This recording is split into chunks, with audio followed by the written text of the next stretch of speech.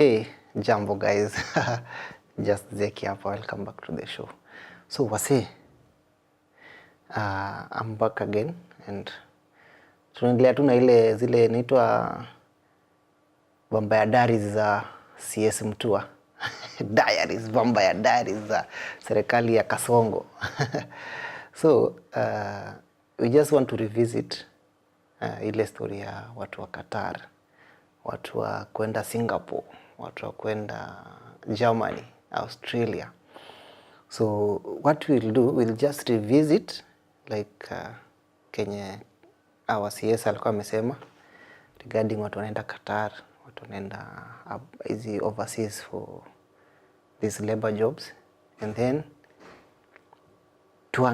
let's try to review what has been going on and then where we are as at today, because what I remember, the CS said that they had suspended or they had stopped the recruiting or the recruitment exercise to do holiday and other things. Now they are back again. They said they will resume on 12th December. But among these stories ajaba wase, because what I think on the 12th, which is tomorrow, ni Jamhuri Day. 12th December ni Jamhuri Day. Na alikuwa anasema we shall resume the recruitment on 12th December. And I feel nika ni stories ajaba. But again today he has talked about 200 policemen who have been recruited to Qatar. It might be true, but since tuko kwa ground, we will meet these guys. Tujue kama walipata kazi za police officer jobs, ama walikuja wale police officers wa Papa Shirandula. Ama walikuja kazi ya Papa Shirandula. But anyway, that's just a concern. But what I want you guys to do, just watch this video. You see stories ajaba, nika our CS anakula maneno yake sana. So let's watch this video and then we shall see, and then we shall review.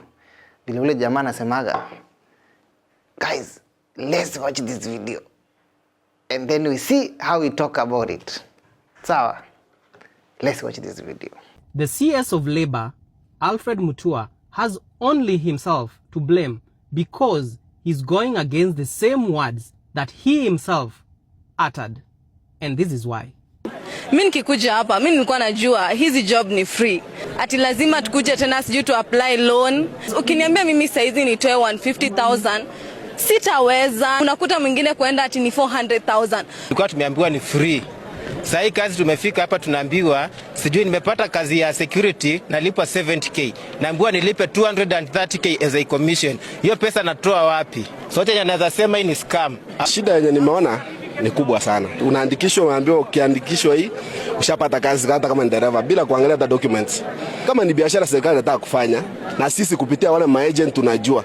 Kwa sababu huyo agent ananiambia nilipe 250, mshahara napata 60k, naenda kupata 60k huko. Hiyo sasa ni familia ndatumia ama nile deni labda nimekopa mahali nitalipa. So hii ni kama ni scam tu.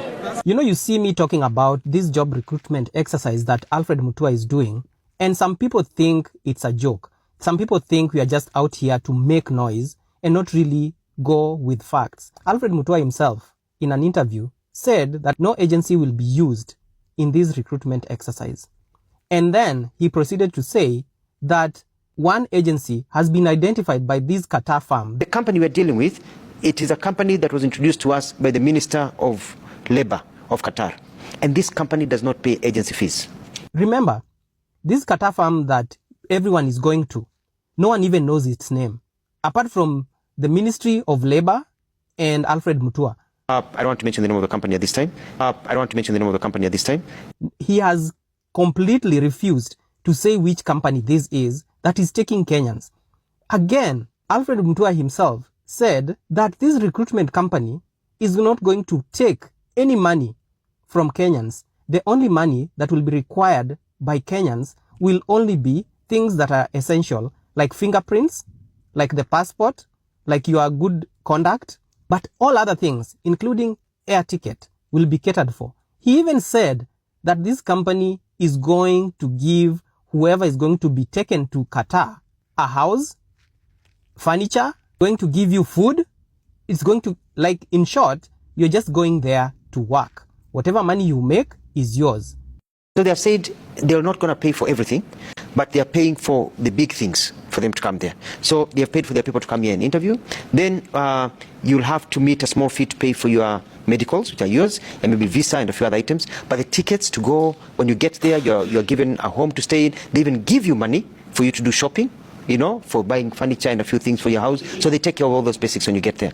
But here, as you get ready, they're not going to pay for your fingerprinting. They're going to pay for your passport. That's your job. You know what I mean? So basically, the basics that you do anywhere for any job in the world, you pay for those. But the big monies, air tickets and all those, they're paying for that. And that is how I've been able to constrain and say that no agency is going to ask money from people that I want to get these jobs for and everything. It's going to be very direct and make sure that people see that it is above board and it is transparent for everyone. But you think, why are they now introducing fees? He himself, in his statement, said there's no fees that will be included in this whole recruitment exercise. Listen. And they say, we recruit for you, we don't pay agency fees. Basically, we will provide employment for your people, but we don't give agents any fees. You know what I mean? Let people process their things and bring them here. We'll take care of this and that and that. So it becomes very difficult to tell agents, go now, I've got these jobs, but there's no agency fee. How are they making their money? You know what I mean? That's why I took it upon myself to say, okay, let me run with it as, you know, as a representative of the Kenyan government. So there are no agency fees, so there's no conmanship, because the work we're doing, they'll be charging people 200,000 shillings, you know, so they could recover their money, these agents. So I want them to know that this work doesn't have agency fees. You know, there's no money to be made here. The mad people will be making money out of this are the people being recruited because they're going to get jobs and make money into the pocket. So who exactly is taking this money? Alfred Mutua is the one that said he is the one who will single-handedly take over this whole recruitment exercise, because if he uses agents, agents in turn want money. They want to charge people 200,000, the 200,000 that people are being charged right now. Listen. It becomes very difficult to tell agents, go now, I've got these jobs, but there's no agency fee. How are they making their money? You know what I mean? That's why I took it upon myself to say, okay, let me run with it as, you know, as a representative of the Kenyan government. So there are no agency fees, so there's no conmanship, because the work we're doing, they'll be charging people 200,000 shillings, you know, so they could recover their money, these agents. So I want them to know that this work doesn't have agency fees. So who exactly is making this money, if not Alfred Mutua? Who is taking this money from Kenyans? And he himself said the company has already taken care of all the expenses that the recruitment agency has. This is how life is over there. This is the hardship. This is what happens if you get sick, if you get homesick, you know what I mean? Yeah. So all that has to be done by somebody who they will compensate that person according to their rates and rates. So they're working with one agency. And so when they tell you, we are coming to Kenya, you want to work with somebody, you say, sawa, as long as that person's there. But you've got other agencies who are complaining. They've written me a long letter that why are you favoring some people and all this. Well, I'm not favoring, you know. How come Kenyans are now being asked to pay money in order to pay for some commission? Why are they asking for commissions? And yet the company in Qatar said that it's going to take care of all the expenses and it doesn't require anyone to pay any commission. So sometimes when you hear us making noise, it's because you say one thing and you do another. That means there's someone who's being shortchanged here, and it's obvious it's you, the citizen, it's you, the youth. So if you're not listening, if you don't listen to what these people are saying, and if they are not consistent in what they are saying, just know someone has decided to take money and put it in their own pockets. And again, guys, I'm really waiting, because they say it's because of Jamhuri Day. If 5,931 of you Kenyans who are already qualified are actually taken to Qatar, and they are put in these houses that are paid for, and you are put in these houses that are furnished, and you're actually given food, and you're given work, if this actually happens, I will be very surprised. This same government of Kenya Kwanza that cannot pay lecturers is going to put 5,931 humans, Kenyans, on a plane and take you to Qatar. Hey. The only problem I have is you guys are being asked to pay 200,000 as loan, or 400,000 to take these loans from these commercial banks in Kenya. And yet, your contractual period is only 2 years. You tell me if you'll make that money back. Yes, once you go to these countries, you'll have expenses. You'll have a lot of things that were promised that you realize they are not there. And you'll have to foot those bills. You still have to send money home. you still have to pay for this 200,000, 400,000 loan. And guys, I'm just telling you guys, it's not that easy. If someone decides to take you to another country, please make sure everything is aligned. Because if something just sounds fishy, then just know it's very fishy. So guys, I believe you watch your video mse. I'm going to try to analyze some of the lies. I don't know, they are lies. Ama some of the stories zenye unapewa za jaba na CS. Na as at now tuko wapi. Na vile alienda Baringo by the way, there's a time we visited Baringo. Walikuwa wanafanya recruitment Baringo. And then that's when they suspended the recruitment exercise. So tuliona video moja yenye PA wa governor wa Baringo alikuwa anafanyiwa interview na Mfilipino. I don't know, that was a drill exercise ama ilikuwa example. Alikuwa anafanyiwa interview na Mfilipino. Fanya hivi, let's watch this video. Sawa, and then we'll talk about it. Let's watch that video. Got it? Your duty will be 10 hours daily and 1 day off. If the company needed you for the overtime, you can do the overtime and we will pay you for an extra. So, do you have any health issue? No. Are you sure? Yeah. No health issue. No health issue. Are you willing to work? Are you willing to work, example, for the shifting? Yeah, no problem. The morning shift, afternoon, evening shift. It's okay, Yeah. It's okay for you. It's very okay. Okay, that's good. Just comply all your requirements, especially your police clearance. Yeah. I need the police clearance with attestation of UAE Embassy in Nairobi. Yeah. Okay? Yes. Okay, thank you so much and have a nice. So guys, muone hiyo video, si ndio? Muone jamaa kwa hapo. Kwa wale wanamjua, maybe they know him as a PA wa governor. But I am not sure. We shall check and we know. So muone jamaa anatupeleka na rada. Tujui kama ni rada safi ama ni rada chafu. But I'm so scared for Kenyans who are desperate for these jobs. Do you know, by the way, acha nipeleke na rada, what is really happening? These are saizi kuna jobs zinaendelea za Qatar. Hata Saudia sana sana. People should not be scared of Saudia. Saudi sana sana ina happening to domestic workers, but to normal guys inakuanga tu sawa. Bora usiende kumisbehave. By the way, mliona CS alisema kama umevuta bangi huwezi enda majuna. Ni wazee wangapi umevuta bangi na wako Qatar? Hiyo ni jaba, hebu turudi tuendelee. So niwapeleke na rada vile kunaendaga kwa agents. Kuna agent A mwenye unapata amepewa tender na Qatar company, maybe gas company, retail market, amepewa tender ya kuleta 100 staff or 150 staff. Unapata maybe ana hiyo nguvu ya kurecruit the 150 staff at a point or a given point. So the guy decides yeye atashare with other agent friends. Yeye recruit 50, yo agent ingine 50, yo agent ingine 50. But the person who has the tender analipisha the agency fee 150. Now agent B and C, they decide to take 250,000.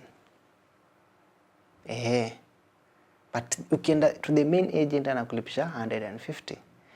So ukipata agent B now yeye si mwenye tender. So they will do on their first party behalf and then they will take extra 100k. Imagine. So that is the truth. If you went for these CS jobs, ama government jobs, Gulf and Qatar, na they decided to keep your passport, bro, ama seize and their passport yako. If there's any agency which is recruiting right now, go to them, chukua job yenye wako nayo, kimbia Qatar, fanya kazi. Actually kazi zinaendelea, kazi ni mingi. There's a lot of jobs. Actually recruitment is going on every day in so many agencies. But again, have you noticed, even the government, it's using the agents. Do you mean serikali, yani Kenyan government? Hawana government agents ama government officials wenye wanaweza fanyisha recruitment, like a massive recruitment. Hawana NYS, hawana HR, hawana, yani mpaka watumie tu private entities kufanyisha interview. By the way, bujulizo swali. Agent ya Njenga and Kamau, agent ya Mogaka and Kamau, agent ABCD ndio wana recruit ya gava watu kwenda Qatar. Does it make sense? And then kwa hiyo video anasema there will be a small fee to cater the logistics and the document attestation and everything. Why can the government do it free? Because the documents are being attested by the government. Mbona wasifanye free? Na gava ndio inakupeleka Qatar free. And then wanakulipisha nini? Attestation fee. And then what are they doing attestation for? Which document? Is it high school? College? Good conduct? Which document? But because so many people wamekuja Qatar na wamekuja hakuna mwenye wamefanyia any document attestation, especially passport, hakuna kenye inahitaji kufanyiwa. Hakuna mali unaitishwa high school documents by the way kwa hizi jobs za laborers. Ni wewe passport yako na pesa yako unakuja Qatar by the way. Agent tu ndio wanafanyaka kuitisha documents at least wapunguze the number of people who are applying for these jobs. But let's do this. Leo CS aliongea na anasema there's these 200 policemen who are coming to Qatar. Na many other people are coming over the weekend. Listen to this video. Listen. Sikiza. Na usikie vile jamaa anaongea na kiburi yake. And then we come back again. We talk about it. Sawa. Bwana asifiwe. Assalamu alaikum. Your Excellency, Deputy President Kithure Kindiki, all the leaders that are here, His Excellency, the Ambassador of Qatar, the permanent principal secretaries, various officers, vijana walio hapa, ambao wengine weko tayari wamebeba mizigo ya kwenda safari vileo na wasalimu. Your Excellency, you know my style, it's chap chap. So I only have 6 points in that formula. Point number 1, I want to thank you very much for agreeing to come to this function and to also to be able to flag off this group that is going to Qatar after a really public recruitment. I also want to thank His Excellency the President for his brilliant idea of labor mobility and the way he's been able to support and push this move because it is essential for our economy. I want to thank also the organizers of this 1 week long, especially our young, energetic man, Dennis Itumbi, for the work that you've been done and the coordination. We don't take it for granted. Your efficiency is well known. 2, when I was appointed to this ministry, a day after I was sworn in to be the Minister for Labor, I wrote a letter to Qatar, and it was transmitted by His Excellency the Ambassador to my counterpart, Dr. Ali bin Said bin Samik Al-Mari, the Minister for Labor for Qatar, and invited him to come to Kenya so we can discuss opening up Qatar for professional and skilled labor, so that it's not just cleaners or people, you know, who are going there. So we expanded. When he came, he offered us, when he met the president, a company that was ready to recruit 8,000 Kenyans to go to work in Qatar, including nurses and people of different categories. We had a very public recruitment here at KICC and also at Kabete National Polytechnic, organized very well by our PS for TVET. And we had a wonderful, wonderful recruitment. The Ambassador of Qatar, thank you very much. I'll say you've been very, very supportive. We were able in the first round to recruit slightly over 3,000. And so since then, we've been processing documents. What usually happens, Your Excellency, is that you have to undertake medical. And some people pass, others fail. They are very cautious about chest diseases, but also about people who've been taking drugs. Because you go, they test your blood, they test all these things, and if you've been smoking bangi every once a week or so, it shows. So they don't want people who smoke marijuana in their country. They don't want drug takers in their country. So some people have actually been eliminated because they were taking drugs, yet they were very good, skilled people. Nobody in the world wants drug takers. etc. And then, Your Excellency, also we had to get their visas all aligned. So today, I'm very happy that now we have started the move. We have visas, we have passports ready, we have air tickets, and the first batch that will be traveling from today to this weekend will be nearly 300 young men and women going to Qatar. And some of them are here with their families. Maybe you can stand up, the first cohort going to Qatar. Simameni wale walio hapa. And you can see they are very well dressed. They are all here, and others wako kule nyuma. So, asante. And some of them, wale wako nyuma pale wanunua mkono, they have come with their suitcases and their families. And after this, we'll ask you to take a photo with them, because at 1 o'clock, I'm escorting them to the airport to make sure wameenda wakiendanga, so that people know that this is real. We do expect that for the other ones, today we've received, I think, nearly 100 new visas for others. So the visas will now be coming every other day. So this will be a continuous process, people signing job offers, working on it and moving. There are new job offers that have come that have changed. There are people who had been hired to work as cleaners, whose job has changed to work as packers, to pack. It's the same job. So we'll have to be resigning. Some of you will be resigning, the ones traveling tomorrow and over the weekend. And Your Excellency, we are sending a crew with this team so that we can actually show them in Qatar, working in Qatar. Ndio watu wanaosema ni stories za jaba, wameze wembe. Number 3. Dennis Itumbi talked about something very important, about the whole aspect of commissions. Now, there are 2 aspects of employment. You see, these are not our jobs. These jobs that are overseas. It's a company that decides, I want to hire Kenyans. When they say they want to hire Kenyans, some companies say, I will pay for onboarding of the Kenyan. I will pay for their ticket, I will pay for their medical, I'll pay for their transport, I'll pay for all these processes. Their job is just to get into the plane and come here, and I'll take care of them. Those are few. Majority say you want employment. If you're in Kisumu and want to be employed in Nairobi, the person who wants to employ you does not send you a ticket to come here. Unajilete, sindio? So in the same way they are saying, you come here. Now, Your Excellency, the government cannot recruit people. That is done through agencies that are recruited according to the law. So the recruitment agencies are the ones who know where to rush for medicals, where to do attestation of documents and all that. So these agencies are the ones now you work with to ensure that your documents are in order and to be able to travel. So when the agencies say this is the breakdown, they need to give you a breakdown of how much it costs you for your ticket, everything, plus a small agency fee for them to remain in office. So I hope you understand. So nobody, and this is very important, nobody is forcing you to go. Nobody is forcing you to pay. You make the choice. I went to Australia. They say they want nurses. They'll be paying them 500,000 shillings a month. But before you can become a nurse in Australia, before you go, they need you to do attestation, they need you to do exams. When you look at all those things plus the ticket of nearly $1,500, it comes to nearly 300,000 shillings just to go to Australia. The companies, they are not paying, but they say the job is here.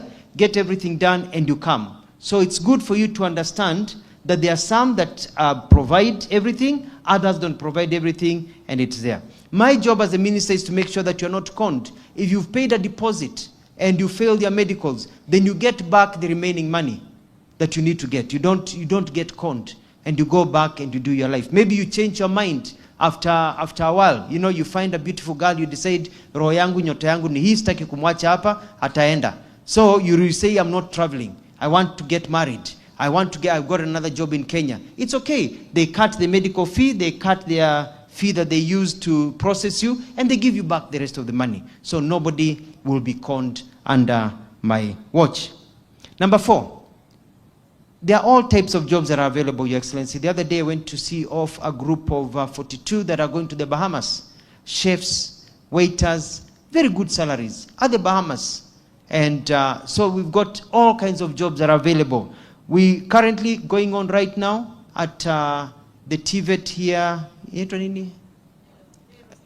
Nairobi Technical, no, the other one here, near Pangani, Kamukunji. Right now, they are interviewing people who are riders. Mtu wa boda boda, unapata kazi, you become a rider in Dubai, dropping packages and everything, and you make 100,000 shillings a month. That is going on. There is going to be an activity in Kilifi for the same. This morning, I got an offer. Somebody said they have 7,000 jobs of technical work, plumbers, electricians for Dubai. We'll be announcing that so that you give an opportunity to everybody. I will still go around the country, so I can go to every county, so people don't have to come to Nairobi to get jobs. We have some that will be in Nairobi because of ease and the speed, because the 7,000, they need them before the end of the year. We have to do them in a central place, but others will be going lastly. Your Excellency, as we hired these people, Qatar, in the list that they gave us, some of the people that were hired, 23 have been banned because they went to Qatar before and they broke the law. So whatever you do follows you. So those, they're actually drivers. We have now to tell them, sorry, you cannot travel. You're not wanted in Qatar. They just sent us the list. The ambassador here organized with the ministry, and we just recruited 200 police officers for Qatar. And they are just doing their security check. By the end of this month, they'll be going to Qatar to work as police officers, making good money in Qatar. 5, as I get to the end. There's this talk about brain gain versus brain drain. When people leave the country and go overseas, they're not going to stay there. They'll come back. They're actually gaining skills. When you go to Germany, for example, or you go to England and you're working as a technician, you are gaining skills that we don't have in our country, or even better way of doing things. So when you come here, you are actually bringing better ideas that we have not seen before. How to do things better. If you go to Qatar, Qatar has very high standards, very first world country. You find that hii madhogodhani unaeka gypsum vibaya, vitu unaeka vibaya autataki. You'll come back with discipline of how to do your things. The polytechnics, the TVETs are usually adjusting their curriculum to fit the international standard that has been required by Qatar, Saudi, and other nations. So we are actually gaining when people go overseas. And we have very many people out here. We have over 5.4 million Kenyans who can work if they got an opportunity to work. We can't absorb all of them. When a few go overseas, it doesn't mean that we are losing anything in our country, because we have more professionals, people who are trained, than we actually can absorb in our economy. So they go, but the gap is not there. But they go and come back with new ideas. So wale naysayers, wanapiga mdomo, wanasema hii iwezekani, nitakwambia inawezekana. And this will happen. Wacha wale wanataka kwenda waende. Wewe funga mdomo, kaa hapo na hiyo pesa yako na kazi yako, because the ones complaining about people going overseas, yeye yuko kazini na hajui wewe uko nyumbani umesota.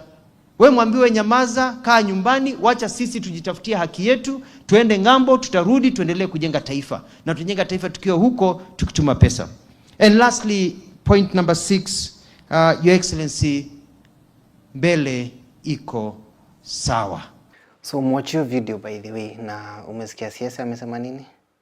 So he's there on your behalf, usikoniwe do. And the other thing amesema ati ndawapeleka airport waende wakiendaga dhio kiomaga. Sina sawa sabiri unasemaga hivyo. Atawapeleka airport awambeji kwendeni kabisa. Atawazindikisha na make sure amechukua picha for media, PR. So it's very important, guys. Kama uko na do, kimbia kwa agent, chukua job yenyewe kwa haraka haraka, uondokee huyu jamaa Kasongo apambane na hali yake na stories zake za jaba. The other thing ni just be careful na ujitume. Hata kama ni stories za jaba, go and try. By the way, kama uko tu ko optimistic, go and try. Unaweza kuwa ni bahati yako, but sijasema usiende. Go and try and see how it goes, because the real sense is the same thing what they are doing. Whatever CS is doing is the same thing. You can do it by yourself. Go to the agent, pay the 150k and come to Qatar. Why should you go through the hassle ya kupangisha line KICC, sijui Baringo ama wapi, and you can go through the agent na upate job na ukuje. Salary ni same, terms the contract ni same, 2 years, everything is same. Apart from ni ile tu government akufanya hiyo PR ati mwatafutia kazi, but personally you can do it without the government. And let's say once you reach to Qatar, do you know Qatar embassy, Kenyan embassy? Kenyan embassy in Qatar hawajui. they don't do any nationality registration.